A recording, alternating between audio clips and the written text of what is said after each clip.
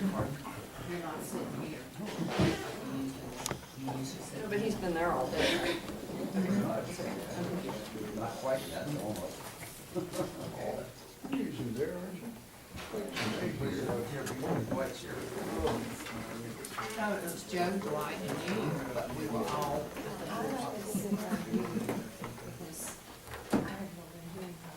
That way I can hear what you're saying. If I say, okay, I'm curious about it. No, so I like to see these, so I know what's happening.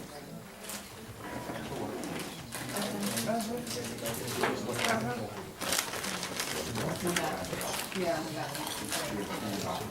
On the window, or wherever that was.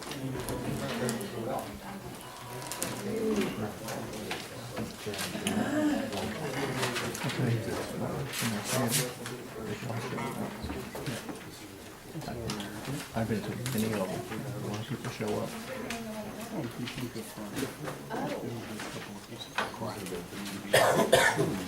Yeah.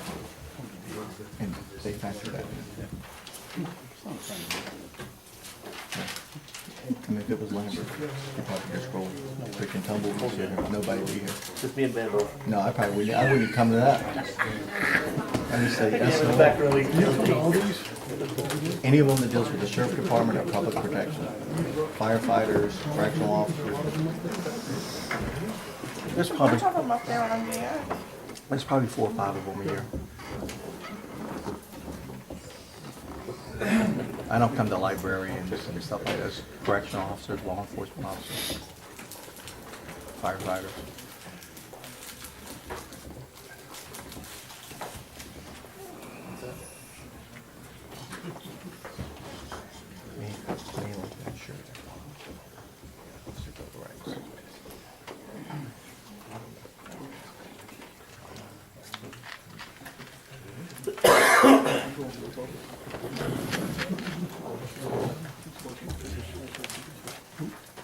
Everybody here who's coming?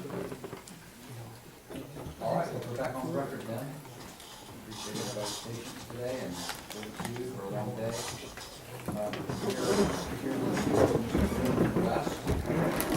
That's you. Yes, sir. Were you here for this last hearing? I was sitting right here. That was you, okay, I thought so. If that's allowed.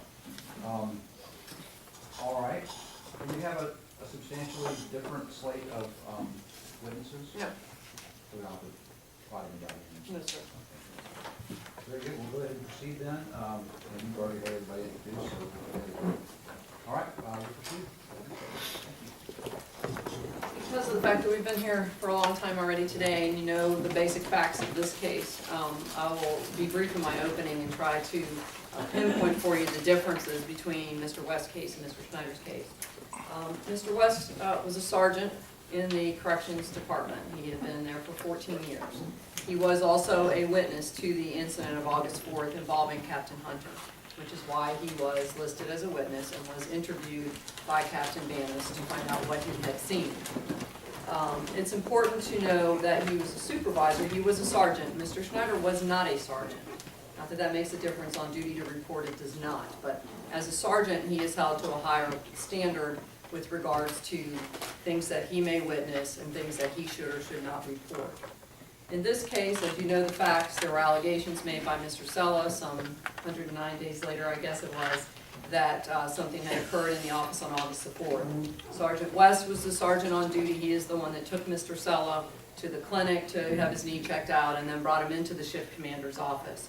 The testimony will be that while he was in the shift commander's office, that he did in fact see Captain Hunter lick the back of Sella's head, and that's what he testified to in the internal investigation, that he did see that. He gave 2 sworn statements that were both consistent, that he had seen Captain Hunter lick the back of Officer Sella's head. He did not see her, at least in the first interview, he said he did not see her give him a wet willy.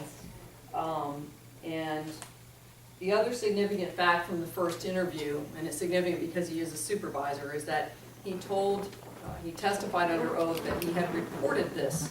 He had reported Captain Hunter licking Officer Sella to his lieutenant, whose name is Shannon McBride. So he testified under oath that he reported this incident, as he's required to do, to Lieutenant McBride. You will hear testimony from Lieutenant McBride that that, in fact, is not true. He did not report the licking incident to her. He did talk to her that early morning. He asked her for some advice on filling out the paperwork, but specifically when she was asked, and she will tell you, did he tell you anything about Captain Hunter licking the back of Officer Sella's head? Because I'm here to tell you, despite the other testimony you may have heard, that was an unusual incident. Even Schneider said he'd never seen that before. He said that he had told his lieutenant, and she says that he did not. That's one difference between this case and the last case you heard. You will also hear testimony that he was interviewed the first time. A second interview, a follow-up interview was taken because when Captain Hunter was interviewed in her internal investigation, she gave some ideas to the investigator as to why these people might lie about her. She denied having done these things on August the 4th, licking, wet willy, she denied all of it, and said, oh, here's why they might be lying about me. So one of the things had to do with Sgt West's use of force on a given day, and so Captain Vanis, because he's the investigator and it's his job to be thorough, he went back and tried to follow up on the things that Captain Hunter had said as to why Sgt West might have lied about her in this internal investigation when he said she had licked the back of Sella's head.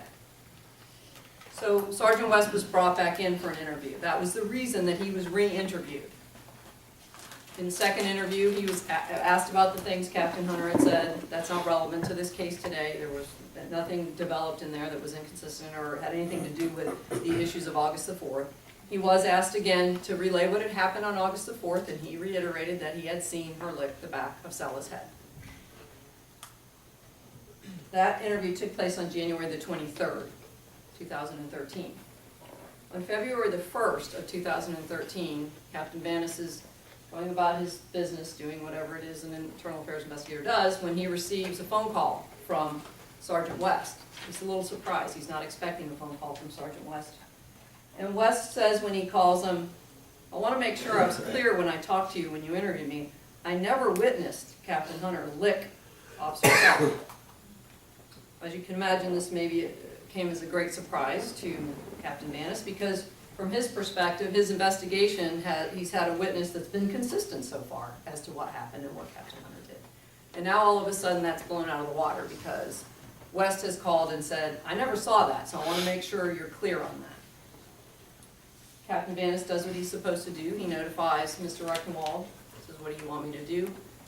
Mr. Rechtenwald directs that an internal investigation be opened because that is what you do when a correctional officer lies or is believed to have lied.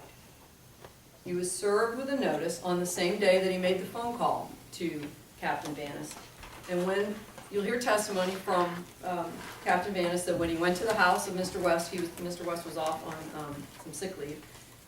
He served him the paper just saying, you're the subject of an internal, we're going to investigate this change in your testimony, essentially. He said, again, face to face, I want to be clear. I did not see Captain Hunter lick the back of Sella's head.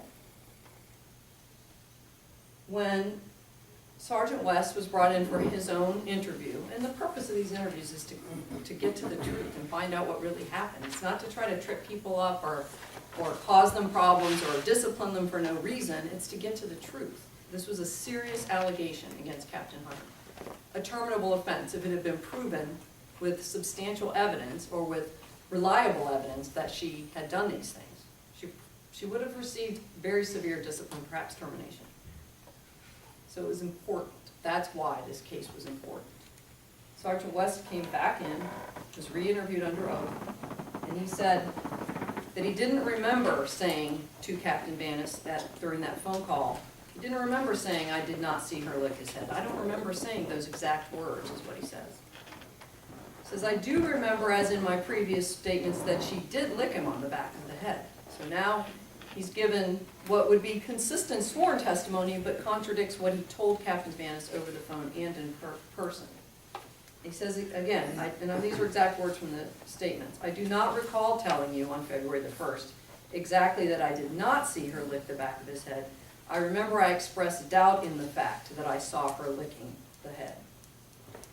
When he also says at that point on his third interview that he wasn't sure, he recalled saying he wasn't sure if she licked the back behind the head or gave him a wet willy. So he brings up the wet willy at this point. Now remember, in his original interview, he said he did not see her give him a wet willy. And he says again, I wasn't sure, and then says, I did not see her give him a wet willy. So the significance here obviously is that this is a supervisor.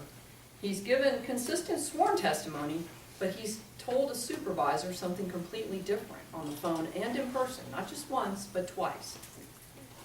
It doesn't matter if you're under oath when you lie to a supervisor.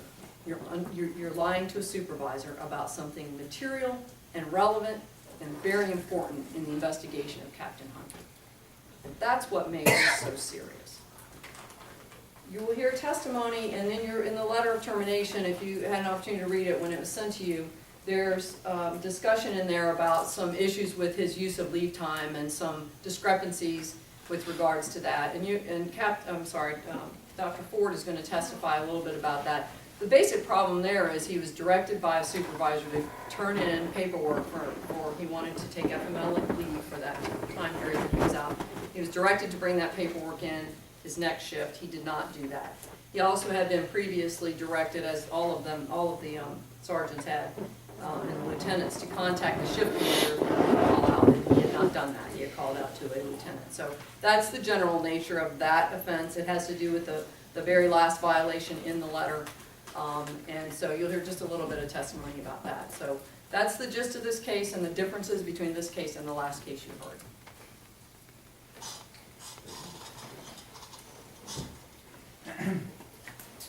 Members of the board, I'm going to ask, and it's very important that to the degree possible that you separate, obviously, Officer Schneider's facts and circumstances, because they do not hold, obviously, for Sergeant West. And the reason I am asking you to focus on and do that is even the timelines are different. I don't want you to think that this is happening necessarily at the same time. For Sergeant West, the phone call that has been brought up, of course, happens February 1st, which is about 60 days after what has occurred with Nathan Schneider. So I don't want you to think that all this is happening at the same time.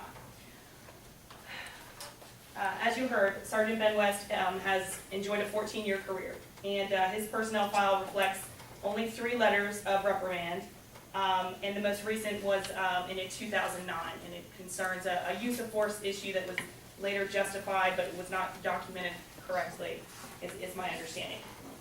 So again, we have an officer here who does not have a record of conduct issues. He does report on November 20th to Captain Vanis for his first interview. As you were informed, he is asked to recall events concerning August 4th, 109 days earlier. Sergeant West provides information. He says, I think she licked the back of his head. I told her to leave him alone. He's hurt. He doesn't recall the wet willy. He doesn't recall the flatulating on that particular day. But he does say that those types of behaviors are the norm for Captain Hunter. He is then called in for a second interview, and as you were informed that, again, his sworn testimony doesn't change concerning what he saw, what he remembers from August. So that stays the same. On January 26th, this is 3 days after that second interview, there is I don't know if intramural is the right term, but there is a softball game that is between the officers and at the jail or between the different teams.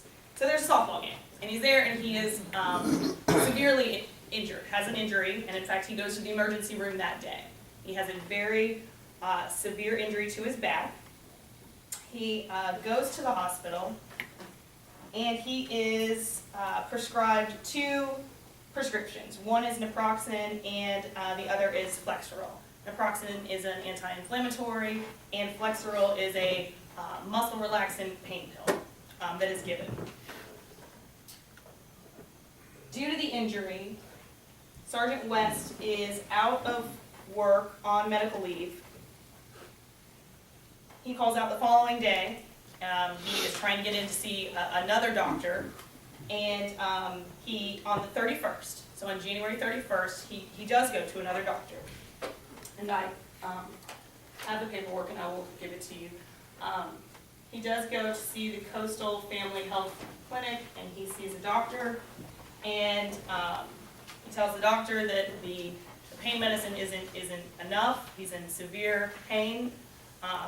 You're going to hear from Sergeant West's wife. She is a registered nurse, and she's going to tell you the level of pain that he was in, and also that she was monitoring and the prescription pills, but that he was in a great deal of pain. She's also going to tell you that during this time, Sergeant West suffered the loss of a very close family relative. Someone that he grew up with, only a couple years in difference in age, and that at this time, Sergeant West was, for lack of a better word, a mess. He's physically a mess, he's emotionally a mess. At the second interview is when Sergeant West will tell you that he began to feel like he was under attack because of some of the things that Captain Hunter had brought up in her interview. He was now being questioned about uses of force dating back some time ago. And in fact, the interview ends and Captain Bannis, I don't know if confiscates is the right word, but he takes a jump drive from Sergeant West. And all of this is leading to this feeling that now he's being targeted for some reason in regards to what he believes he's just a witness to something. So we've got a perfect storm here, and he's out of work. So on the 31st, he goes to that clinic, and they increase the dosage. It had been once at bedtime, and now it's once every 8 hours, or is needed for the pain. It is not disputed that on February 1st, Sergeant West makes a phone call to Captain Bannis. Sergeant West does not recall with clarity what specifically he said. He does believe that he expressed some doubt or some concern, that he couldn't really remember what he had stated in the second interview that had happened on the 26th. That was just a couple days earlier. Captain Bannis comes to Sergeant West's home, provides the paperwork. Captain Bannis, it's going to be Captain Bannis' testimony, I believe, that there was a spontaneous utterance and that Sergeant West stated something. Unfortunately, all of those statements, of course, were not recorded, were not under oath, and so you're going to have to weigh the credibility of what was said or what might have been said.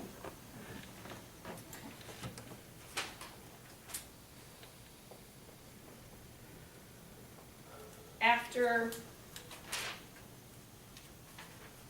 in the third interview, now that Sergeant West is back, Sergeant West is now being investigated for this phone call that he placed.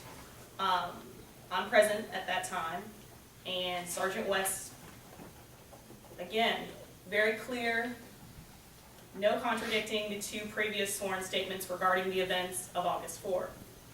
Sergeant West is very honest, says, I remember placing the call, not to say I didn't place the call, but I don't remember what I said. I don't really recall what my frame of mind was, and he's apologetic, but his testimony stands regarding the events of August 4th, that has not changed and that has not wavered.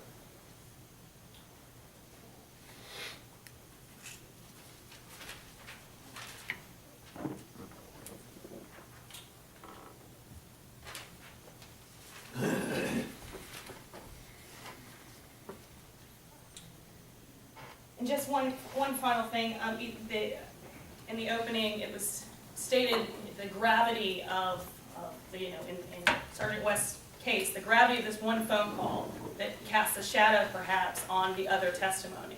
And that single-handedly almost is the reason that Captain Hunter is not going to, has not, and potentially will not, face termination or any serious disciplinary action based upon the allegations that were made by Officer Sella. And I would submit to you that what you have heard today is, that's putting an awful lot of weight on Sgt. West, his testimony that is consistent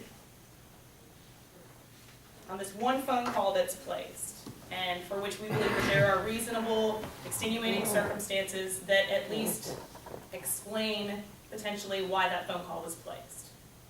Have no doubts here that Sgt. West was at home doing a lot of thinking, and he is a direct subordinate to Captain Hunter. Direct subordinate. On the same shifts, day in and day out. His testimony as to how she behaves on a regular basis and the conversations that he has overheard, he's got a lot on the line. And he is rightfully scared, feeling like he's going to be railroaded because he is one of the few who tells the truth about what's happening at the jail under Captain Hunter's watch.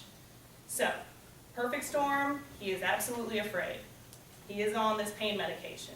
He is in mourning. And he's been home for some time thinking about all of this stuff. Does he get confused? Does he get scared? Does he place a phone call? Yes. Do we know specifically what he said? No. So that's the crux of our case.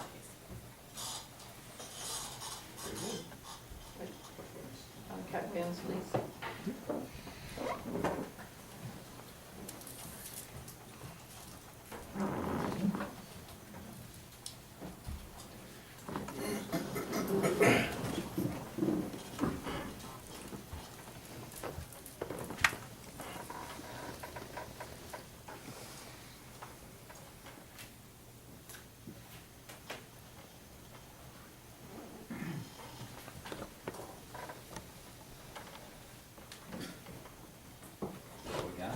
I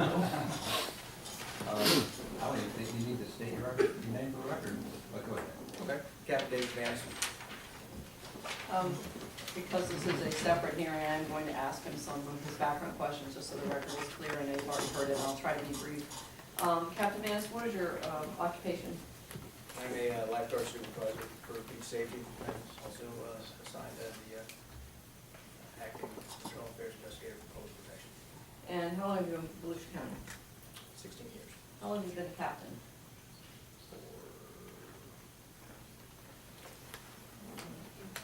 For 3 years. And have you had experience and training and education in doing investigations, not just internal investigations, but also criminal investigations in the other job that you do for the county? Yes, ma'am. And have you had experience interviewing witnesses in crimes, and also in internal affairs investigation? Yes, ma'am. During the internal affairs investigation of Captain Hunter that we previously testified about, did you interview Sergeant Ben West? Yes, ma'am, I did. And was Sergeant West's name provided to you by Officer Sella as a potential witness in the case that Sella had alleged against Captain Hunter? Yes, ma'am. Do you remember approximately when you interviewed Sergeant West in the Hunter IA? It was November 20th.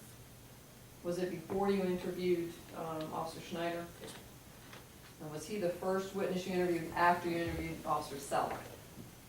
If you recall. I don't believe so. I believe I interviewed Sergeant Lowenstein. Okay. prior to that. So he was one of the He was one of the first. Okay. When you interviewed Sergeant West, did you place him under oath? I did. And did he tell you, when you asked him about what happened on August 4th, did he give you sort of a layout of the room, the shift commander's office, and explain to you a little bit about where he was versus where Sella was and where Captain Hunter was? Yes, ma'am. Okay. And do you remember if he told you anything about not being in a position to see anything or anything like that? No. did he tell you, what did he tell you with regards to the allegations of Sella about, whether or not Captain Hunter had licked the back of his head? He said that he had seen Captain Hunter lick the back of Officer Seltz' head.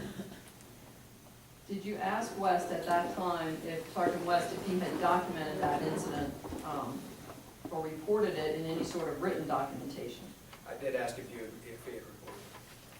And had he done any type of report or incident report to report what he had seen Captain Hunter do to Officer Sella? He said that he had not prepared a written report, but he had notified Lieutenant McBride. With regards to the corrections policies and procedures, the policy with which he was charged to have violated, having to do with making reports 102.09C, was that the substance of the fact that he denied, or he told you he had not made a written report? Was that a violation of that policy in your opinion? Yes, because I believe in their sexual harassment policy. Okay. So he told you that he had reported this verbally to his Lieutenant McBride. Yes. Did he tell you in what the circumstances were of him reporting it to Lieutenant McBride? He told me that it was as he was walking out of the building with Officer Sella taken to the hospital, and he mentioned it in passing to him. And what specifically did he say that he told her? If I could ask you to look at page 8 to 9 of the first interview. Yeah, I'm gonna go ahead and introduce this into evidence, the written interviews, and have the board set a copy of them. We're not gonna go in every page, but. Yes.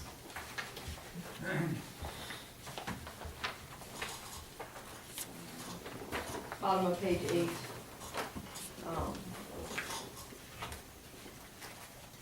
You had asked him if he perceived what Captain Hunter did as a joke, and at the bottom of page 8, he says that he knew that Sella was very upset and that he did talk to Lieutenant McBride. And if you could just read into the record the last part, the last bottom of that page where he gives his answer, when you asked him if he talked to Lieutenant McBride about it. Sergeant West told me, but it wasn't like I was reporting it, like, this and that. I was just, like, Sella's hurt, and she was kind of messing with him, how he is about germs and stuff. She licked him, and it was really pissed, something to that effect. When I was getting ready to take Sella to the hospital, I was coming out, and Lieutenant McBride was outside. Did you subsequently interview Lieutenant McBride as well? I did. And did you ask her if Sergeant West had reported this incident of Hunter's actions to her that morning? I did. And what did she say? She replied that it was never reported to her.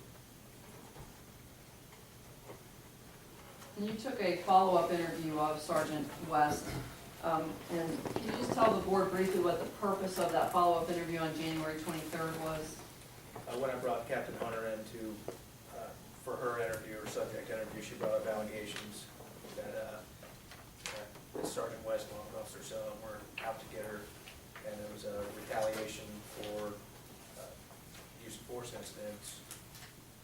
And was that in response to your question as to any reason why these people would lie about you and make this up and say that you did these things to Sella? Correct. So she gave you something that you needed to follow up with in your internal affairs investigation of her? Yes, ma'am.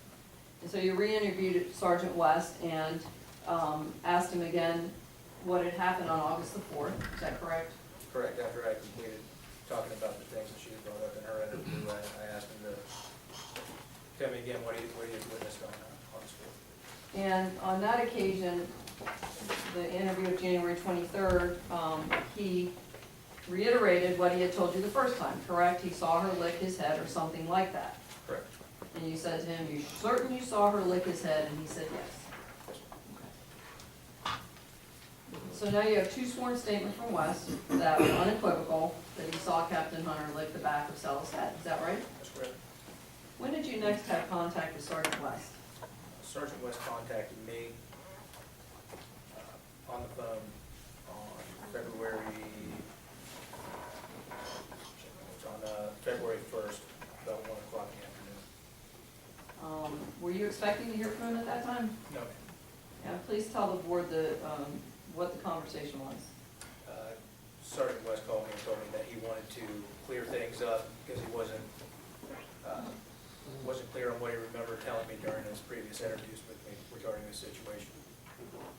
He told me that he had only witnessed a wet willy and he hadn't seen Captain Hunter lick Officer Sell's head. So when you had this conversation with him, at this point now, he's telling you he did see Hunter give Sella a wet willy. Correct. Whereas in his sworn interview, he had said he did not witness that. Is that correct? That's correct. Okay. In 2 prior sworn interviews. And then where he had previously said under sworn testimony that he saw Hunter lick the back of Sella's head, he's now telling you on the phone, I didn't see that. Is that right? That's right. What did you do after speaking with Sergeant West on the phone? I contacted Mr. Reckenwald to notify him of the information. And why did you contact Mr. Reckenwald? I report directly to him when I'm conducting these investigations. And so was it your decision or Mr. Reckenwald's decision as to what to do at that point? Mr. Reckenwald, And what did he direct you to do? initiated an internal affairs investigation on Sergeant West. And what was the nature of that internal affairs investigation? Why did Mr. Reckenwald want you to do that? To figure out why he was changing his story, his recollection of the incident.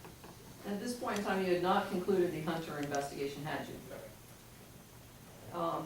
So did you prepare a notice of internal to serve upon Mr. West, Sergeant West? And was that the same day? Same, Same day you had the phone call? What did you do with that? I served his notice at his residence that day. So you went to his house?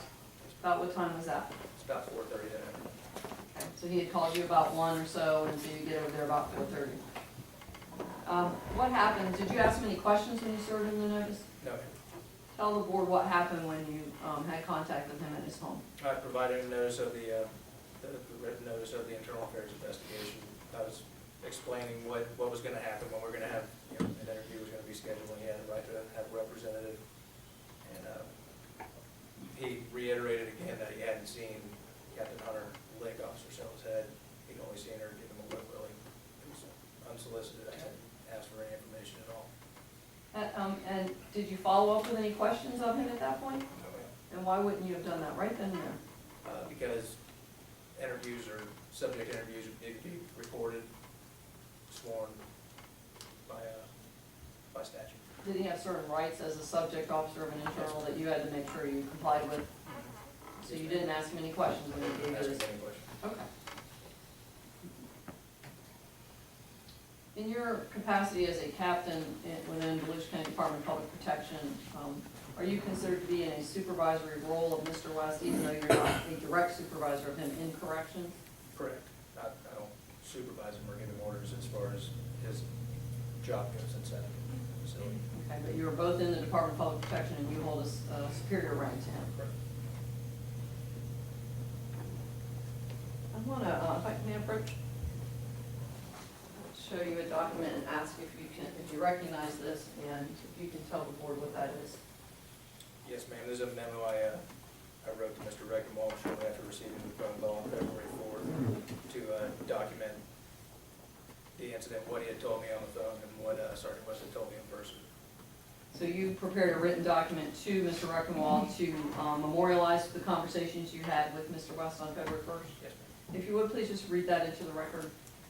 For our conversation on Friday, February 1st, 2013, I was contacted by Sergeant Benjamin West, the witness in this case. On Friday, February 1st, 2013, he called me on my cell phone and advised that he just wanted to clear things up because he did not remember what he had told me during our last interview on January 23rd, 2012.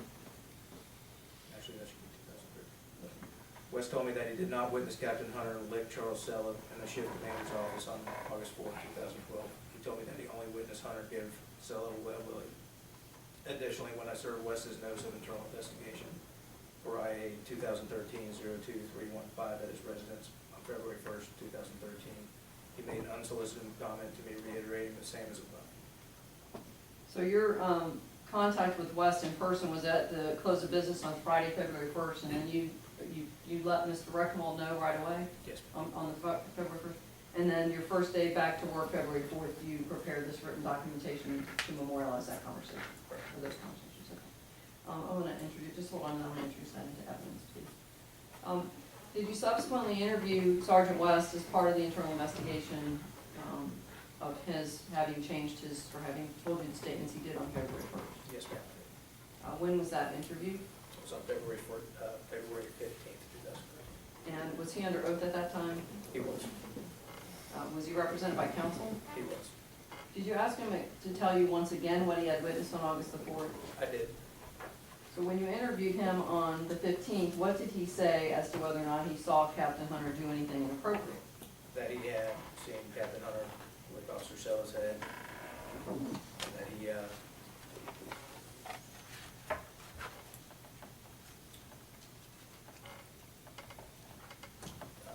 far as when Willie goes, I couldn't recall.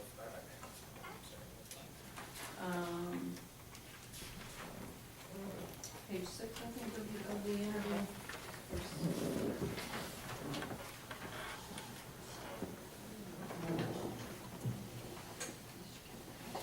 He said he wasn't sure if Captain Hunter did. So he wasn't sure at that point if she did or what will. Okay. Referring to your interview of him, did you ask him why he told you on February 1st on the telephone, and when you saw him in person, the exact opposite, that he had not seen Hunter lick Stella, but had seen her give him a light? I did ask. He told me that he had sustained a back injury and that he was taking pain medications for his back injury, and that he must have been confused. And to be clear, on page 3 of the interview, you,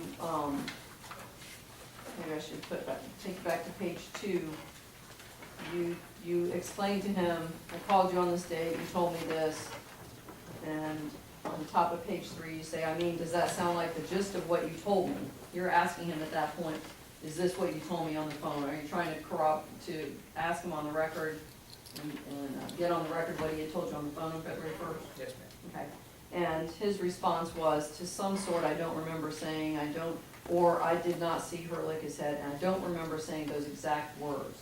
Is that accurate as to what he said, told you at that time? That he During the didn't? interview? Yes, I'm sorry, yeah.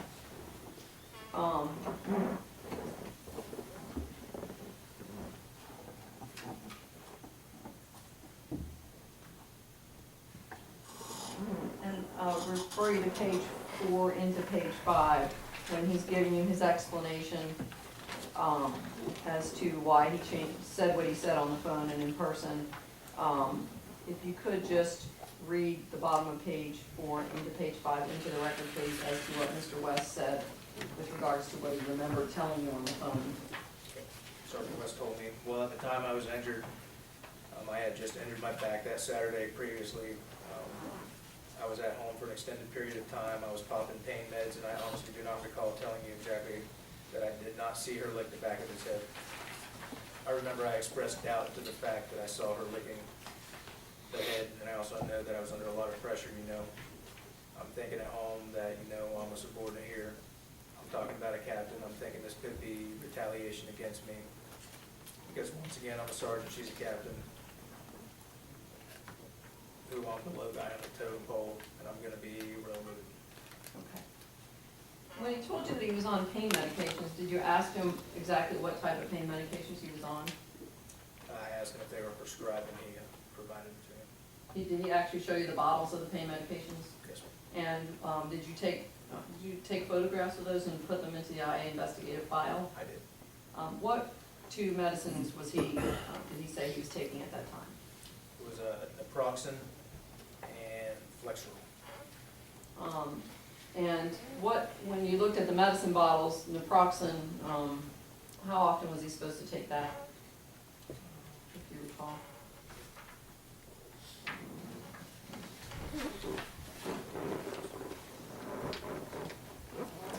One tablet by mouth, twice daily is needed. And the Flexerol, do you know what Flexerol is? It's muscle relaxant. Is it a pain medication to your knowledge? No. Did you actually do some research with regards to these medications as part of your investigation to I did. determine? whether or not what he was telling you about being on pain meds and unable to recall or whatever, because you tried to determine whether those could be side effects of this medication? I did. And what did you find? Found that confusion is it's not a side effect of either one of them. Confusion is a sign of overdose with the naproxen. Naproxen is a lead, right? It's a stronger form of a lead. Yes, ma'am.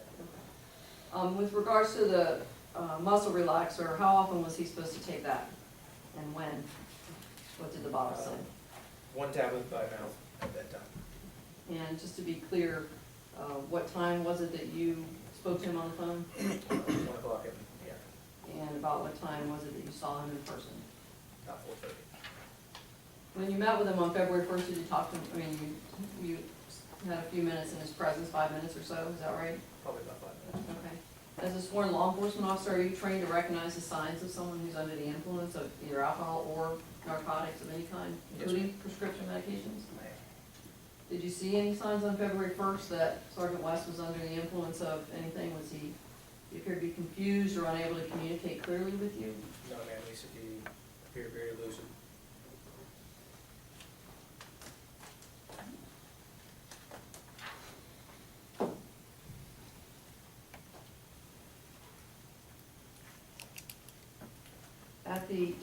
When you concluded the investigation of Sgt West, did you make findings as to what the evidence sustained in terms of violations? I did. And is that part of your duties as an internal affairs investigator? It is. If you could please explain to the board the violations that you felt were sustained and those that you presented to Mr. Reichenwald, and what the evidence was as to those violations. I sustained a violation of Volusia County Department of Corrections Policy 102.09C, which states all staff shall make or cause be made accurate, complete, and truthful reports and official records. No staff member shall knowingly make or cause be made a false report or falsify an official record. And no staff member shall make or cause be made any inaccurate, misleading, contradictory, or improper report or official record. What evidence supported that violation? That would be the, excuse me, that would have to do with the failure to document the sexual harassment. Or the incident in the shipping manager's office on August 4th. Okay, the failure to document what he testified that he observed Correct. Captain Hunter do, okay. All right, the next one? Volusia County Merit Rules 86-453-12. Knowingly give false statements to supervisors, other officials, or the public. I sustained this because he made a statement to me over the phone and in person on February 1st, and it was contradictory to what his sworn statements had been previous to that. He gave you a false statement over the phone and in person, and that it was false because it was in contradiction to his sworn testimony, is that correct? Correct. And the Volusia County Merit Rules 86-453 subsection 8, criminal, dishonest, or other conduct which interferes with effective job performance or has an adverse effect on the efficiency of county service. I sustained this violation because it further delayed the completion of the Captain Hunter investigation. So his actions in telling you a different story in person and on the phone from what he had testified to was the conduct which interfered with the completion of the Hunter IA. Correct, it interfered with his credibility as a witness in that investigation. And did you also feel that it would interfere, his untruthfulness would interfere with his future effective job performance as a correctional officer? Absolutely, he should be called to testify in court. Yeah, tell the truth. Everything you're telling the truth.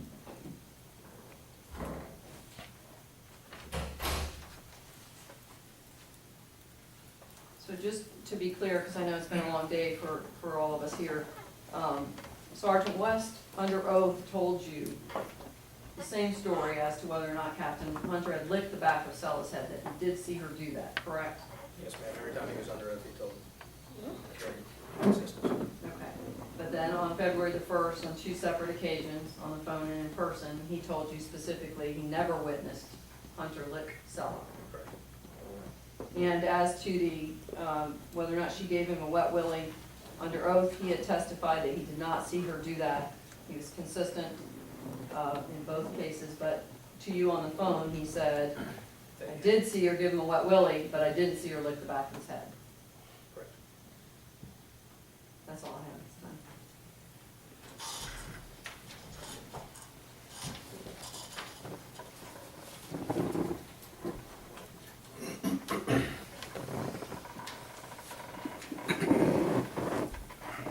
On February 1st, were you made aware at any time that Sergeant West was out on medical leave? I was not, or he did tell me that he was out sick with his back out. Did he tell you that during the phone call or when you were at the residence? Believe on the phone. I don't know. What specifically did he tell you? Specifically, I don't recall exactly, but he did say that he had been out a couple days. Was it made part of your, the letter that you memorialized as part of the conversation? Okay. Was that not important? At the time, I didn't think it was.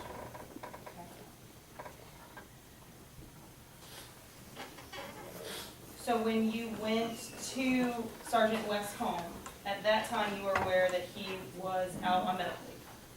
Yes. When you went to the home, to Sergeant West's residence, were you escorted by anyone? Okay.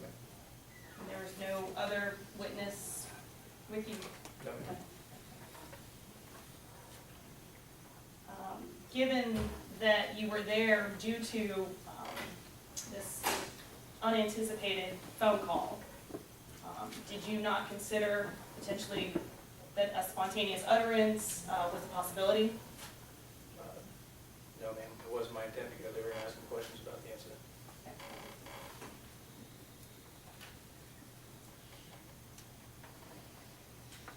You did say that while you were at the residence, you gave him the paperwork, Correct. but you didn't immediately turn away and leave and say, no, we can't talk, I'm gonna give this and go. There was some conversation. No, I did tell him at some point that we couldn't talk about the incident after he had told me. Okay. So what specifically then did you communicate to him about the rest of the process? That the interview date was, at that time, I think it was a different date than what we ended up doing, but it was, that was the day of the interview. He was a town council representative. This was a copy of, providing a copy of the Florida Law Enforcement and Correction Officers' rights. And you stated at that time, when you were at his residence, that, that you did not perceive externally any signs of impairment. Correct. Is it possible, in your knowledge and training, is it possible that someone can have cognitive impairment that is not readily observable? Yes.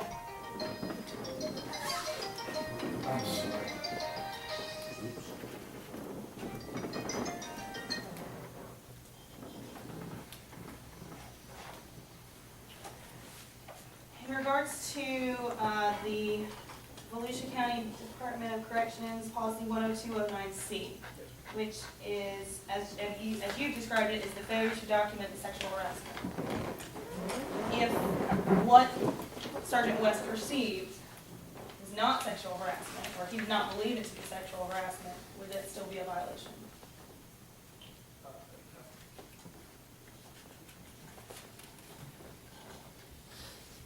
If the behavior, the activity that he witnessed was not of an unusual nature, would then it be a violation to report?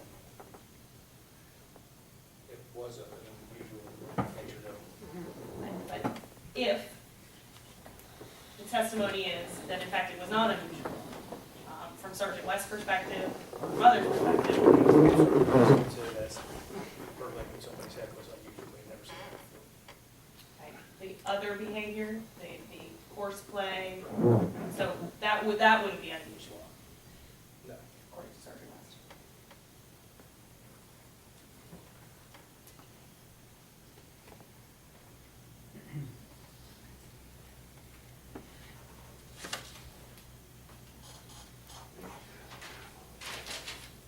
And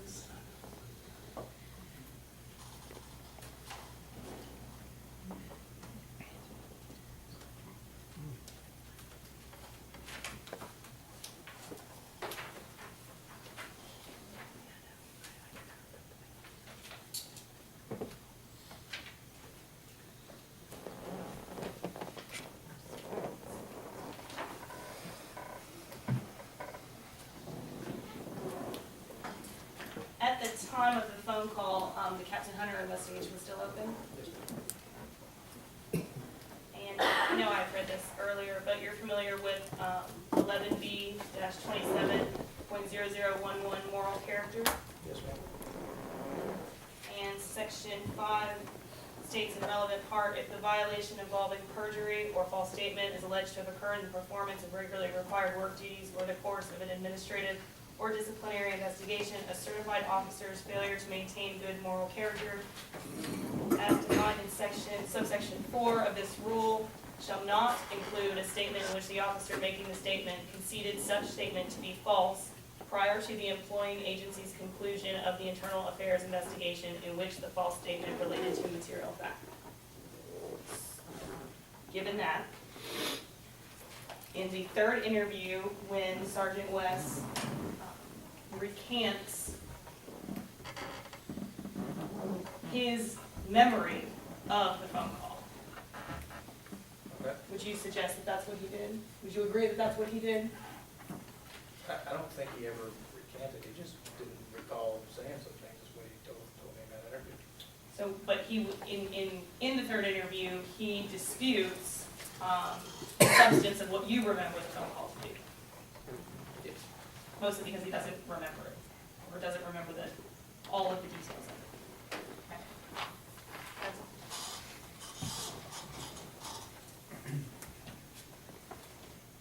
One second, please.